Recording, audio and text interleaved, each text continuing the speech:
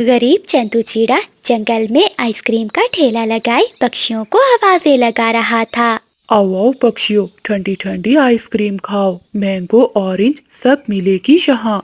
चंदू चिड़े की आवाज लगाने पर भी जंगल के सभी पक्षी उसके ठेले के आगे से उड़ जाते हैं, जबकि उसके पास पानी पूरी समोसा चाट के ठेलों पर पक्षियों का रश था, जिन्हें देखकर चंदू चिड़ा दुखी हो जाता है। सभी के ठेलों पर पक्षियों की भीड़ लगी हुई है और मैं यहाँ सुबह से खड़ा हूँ और मेरी एक भी आइसक्रीम नहीं बिकी है।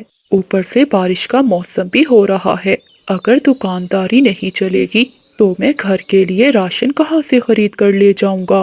बारिश के मौसम में आइसक्रीम का ना बिकना चंदू चिड़े को बहुत परेशान कर रहा था। वहीं चंदू चिड़े का गरीब परिवार भूख से मर रहा था।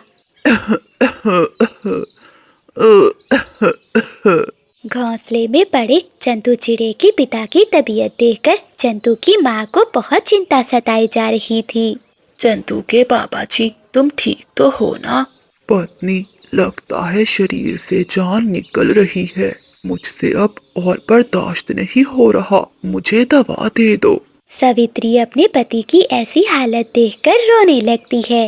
वो अपनी बहू मानो चिड़िया से पूछती है, मानो बहू, भला खाली पेट दवा क्या असर करेगी? देखो, अगर रसोई में थोड़ी सी रोटी पड़ी है तो वो दे दो। मानो चिड़िया बहुत उदासी से बोलती है, माँ जी, रसोई में अन्न का एक दाना भी नहीं पड़ा।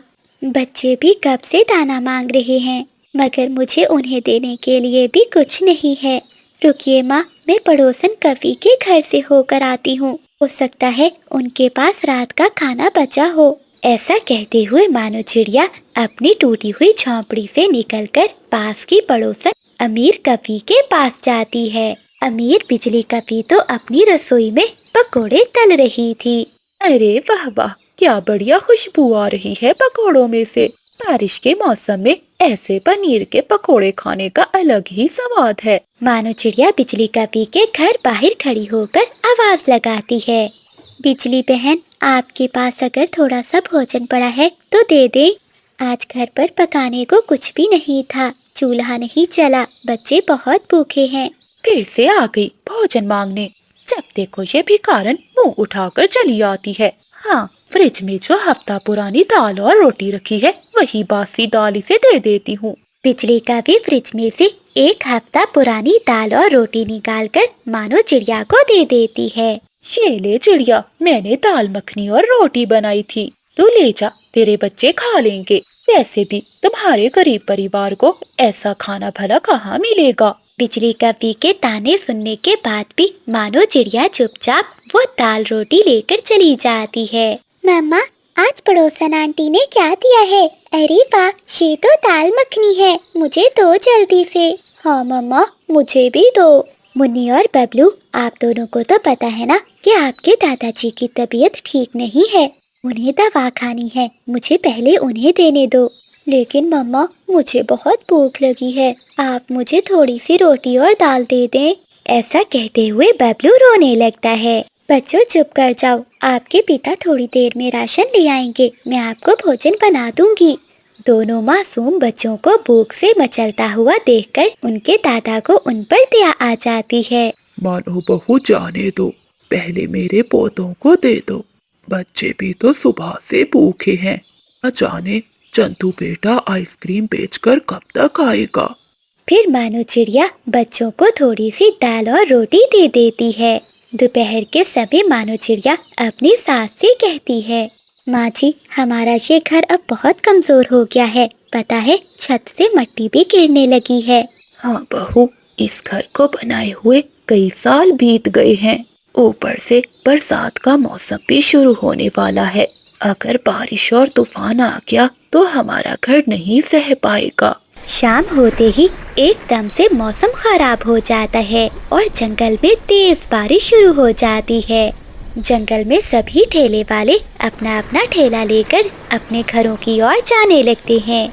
ए ऊपर वाले, अभी तो आइसक्रीम बिकना शुरू हुई थी, थोड़ी देर यही इंतजार कर लेता हूँ, अगर कोई और पक्षी आ गया तो कुछ पैसे बन जाएंगे।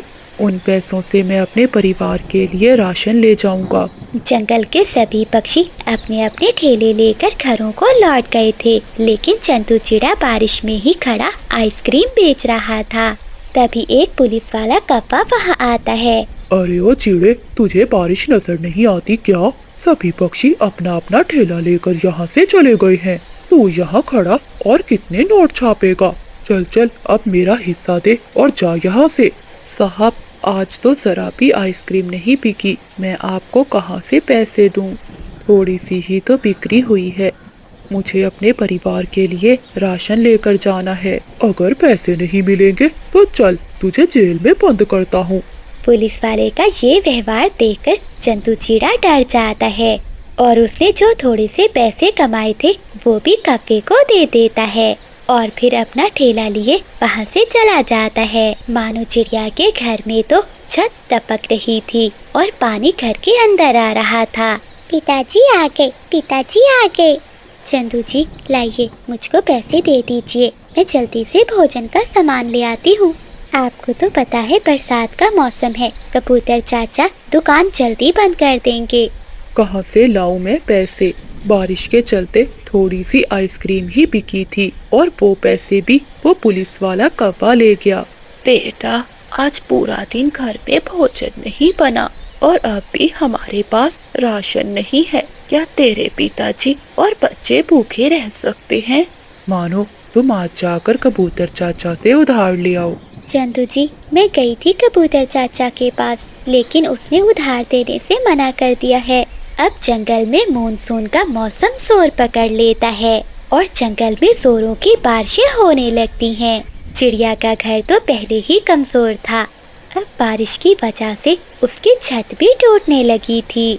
चंदू जी, घर से जितना पानी निकाल रही हूँ उतना ही बढ़ता जा रहा है। 2 दिन हो गए हैं, बारिश रुकने का नाम ही नहीं ले रही और इस बारिश की वजह से आप भी अपने काम पर नहीं जा रहे। अब तो घर में ना खाने को कुछ है और मुझे तो लगता है कि ये घर भी गिर जाएगा। मानो तुम चिंता नहीं करो, ये लो दाल चावल, मैं तोते से मांग कर लाया हूँ। तुम खिचड़ी बना दो, बाबा और मम्मा को दे दो और बच्चों को भी खिलाकर सुला दो, जब तक मैं जंगल से कुछ लकड़ियाँ लाकर छत की मुरम्मत करता हूँ। फिर मानो चिड़िया रसोई में खिचड़ी बनाने लगती है और चंदू चिड़ा जंगल से लकड़ियाँ लेने चला जाता है। चंदू चिड़ा जब लकड़ियाँ लेकर लौटता है तो उसका घर टूट चुका था और चंदू चिड़े का पूरा परिवार अपने टूटे हुए घर के बाहर बैठे थे। चंदू जी, आपके जाने के बाद हमारा घर तो टूटने लगा था। ऊपर वाले का शुक्र है कि हम सब ठीक हैं। चलो, आप सब मेरे साथ चलो। जहाँ से मैं ये लकड़ियाँ काट रहा था, मुझे एक वहाँ बहुत अच्छी जगह मिली है। हम सब वहीं जाकर रहेंगे। फिर चंदू चिड़ा अपने पूरे परिवार को लेकर घने जंगल की ओर चला जाता है और वो सब एक घने बड़े पेड़ के नीचे बैठ जाते हैं जहाँ बारिश नहीं आ रही थी। अरे चंदू बेटा, ये जगह तो बहुत अच्छी है। क्यों ना हम सब मिलकर यहाँ अपने लिए रहने के लिए एक पत्तों का घर बना ले। हाँ चंदू जी, पिताजी ठीक कह रहे हैं। अगर यहाँ हमें रहने के लिए छत मिल जाए तो ये जगह बहुत सुंदर है। फिर वो सब परिवार मिलकर जंगल से कुछ लकड़ियाँ और पत्ते लाते हैं और सब मिलकर अपने लिए एक रहने के काबिल घर बना लेते हैं। चंदू बेटा, इधर आओ, जल्दी इधर आओ। चंदू चिड़ा अपने पिता की आवाज सुनकर जाता है। क्या हुआ पिताजी? बेटा, ये कोई पेड़ मामूली पेड़ नहीं है, ये तो बहुत कीमती है। ये सब पेड़ चंदन के पेड़ हैं और इनकी लकड़ी बहुत महंगी बिकती है। लगता है बेटा, हमारे दिन भी अब बदल जाएंगे। अब चिड़ियाओं का पूरा परिवार चंदन के पेड़ से लकड़ियाँ काटते हैं और चंदू चिड़ा मानो चिड़िया वो लकड़ियाँ लेकर जंगल में बेचने जाते हैं, जहाँ उनकी लकड़ियाँ महंगे दामों में बिकती हैं। अब वो परिवार बहुत मेहनत करने लगा था और ऐसे ही कुछ दिन बीत जाते हैं। अब चंदू चिड़ा अपने रहने के लिए जंगल में एक बहुत बड़ा घर खरीद लेता है। अब उनकी जिंदगी में भी खुशी के दिन आ गए थे। उनके घर में भोजन की कोई कमी नहीं थी। चिड़ियाओं का परिवार हंसी खुशी अपना जीवन बिताने लगता है। अरे तोते भैया, ये कैसी कैसी रजाइयाँ दिखा रहे हो? जरा अच्छी और मुलायम रजाई दिखाओ।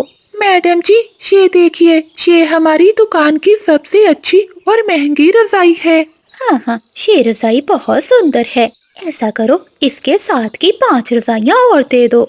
मम्मा, आप इतनी रजाइयों का क्या करेंगी? हमारे पास तो पहले ही इतनी रजाइयाँ हैं। जगनू बेटा, ठंड का मौसम शुरू हो गया है, इसीलिए इतनी सारी रजाइयाँ ले रही हूँ, ताकि जब एक रजाई पहनकर हम बोर हो जाएं, तो दूसरी रजाई ओढ़ लेंगे। बिजली मालकिन की बात सुनकर उसके घर में काम कर रही मानो चिड़िया सोचती है, ये अमीर पक्षियों की जिंदगी भी कितनी अच्छी होती है। इनके पास कितनी रजाइयाँ हैं और एक हम हैं। एक फटी हुई रजाई से कितनी सर्दियों का मौसम गुजार रहे हैं। मानो चिड़िया मन ही मन में अपने गरीबी के बारे में सोचती है और काम करने लगती है। शाम को काम करके जब वो अपने घर जाती है तो देखती है उसके दोनों बच्चे कांप रहे थे और रो रहे थे। अरे क्या हुआ बच्चों, आप रो क्यों रहे हो? मम्मा, आपने जो हमारी फटी हुई रजाई धूप में रखी थी, आपके जाने के बाद बारिश हो गई और बारिश में हमारी रजाई सारी भीग गई। अब तो वो रजाई खराब हो गई है, हम रात को क्या ओढ़ेंगे?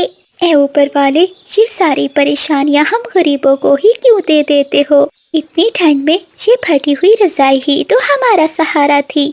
अब मेरे बच्चों का क्या होगा? इनके पास तो गर्म कपड़े भी नहीं हैं। मानो, ऊपर वाले को कोसने से क्या होगा?